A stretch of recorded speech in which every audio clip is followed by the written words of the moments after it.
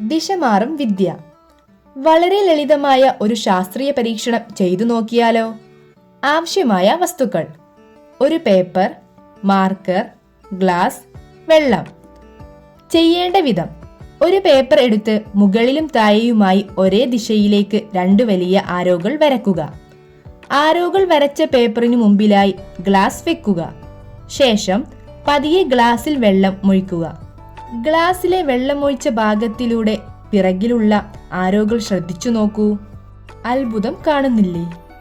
ആരോ എങ്ങനെ എതിർദിശയിലേക്കായി? സംഭവിക്കുന്നത് പ്രകാശത്തിന്റെ സഞ്ചാരത്തിലുള്ള വ്യതിയാനമാണ് അപവർത്തനം അഥവാ റിഫ്രാക്ഷൻ. പ്രകാശം ഒരു മാധ്യമത്തിൽ നിന്ന് മറ്റൊന്നിലേക്ക് അഥവാ വായുവിൽ നിന്ന് വെള്ളത്തിലേക്കോ ജലത്തിൽ നിന്ന് വായുവിലേക്കോ സഞ്ചരിക്കുമ്പോൾ സഞ്ചാര ദിശയിൽ വളവ് സംഭവിക്കുന്നു.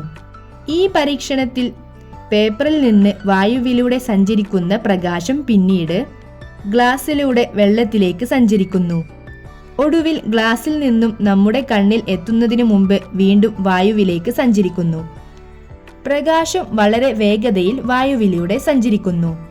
വെള്ളത്തിലൂടെ സാവധാനത്തിലും ഗ്ലാസ്സിലൂടെ കൂടുതൽ സാവധാനത്തിലുമാണ് പ്രകാശം സഞ്ചരിക്കുന്നത്.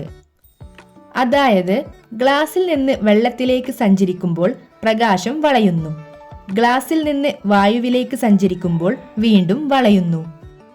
പ്രകാശപാത നേരെ കടന്നു പോവുകയും ചിത്രം എതിർദിശയിലേക്കായി കാണപ്പെടുകയും ചെയ്യുന്നു.